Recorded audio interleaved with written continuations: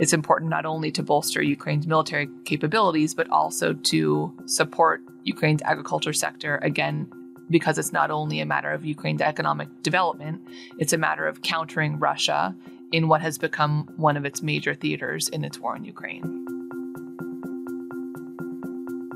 Hi, I'm Caitlin Welsh, Director of the Global Food and Water Security Program at CSIS, and I'm here to talk about my recent Critical Questions publication, Why is Russia Blocking Ukraine's Food Exports? This piece examines the reasons that Russia exited the Black Sea Grain Initiative, why it remains outside the deal, what the implications are for Ukraine's agricultural sector, and for global food security.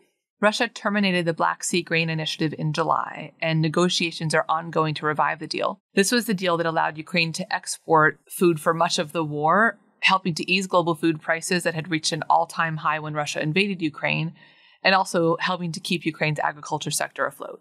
Turkey's President Erdogan met with President Putin earlier this month in hopes of restarting the deal, which did not happen. The UN Secretary General has reportedly made overtures that Russia has rejected. This is likely going to remain a major topic of discussion at the UN in the coming weeks, so we analyzed the reasons Russia left the deal and its implications for Ukraine and for global food security. Our main takeaway is that while Russia may state its willingness to rejoin the deal, it likely has no such intentions. Why? Because remaining outside of the deal is in Russia's strategic interest. First of all, while it's waging war in Ukraine, it's in Russia's interest to continue to limit Ukraine's ag exports because this is a major source of Ukraine's GDP. It's also in Russia's interest for trade disputes to continue in the EU, and these are the disputes that resulted when Ukraine began to divert more and more of its grains through its neighboring countries. Some food importing countries like Egypt, Kenya, South Africa, Turkey, and even China have objected to Russia's decision to terminate the deal. Russia is trying to appease these countries by its continued offers of free and low-cost grain from its own record-breaking harvest this year.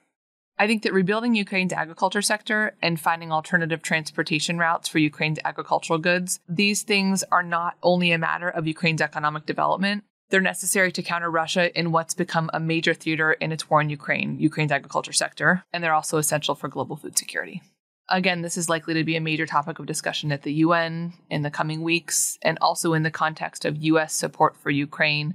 It's important not only to bolster Ukraine's military capabilities, but also to support Ukraine's agriculture sector, again, because it's not only a matter of Ukraine's economic development, it's a matter of countering Russia in what has become one of its major theaters in its war in Ukraine. To read the full Critical Questions publication, Why is Russia Blocking Ukraine's Food Exports?, please visit csis.org.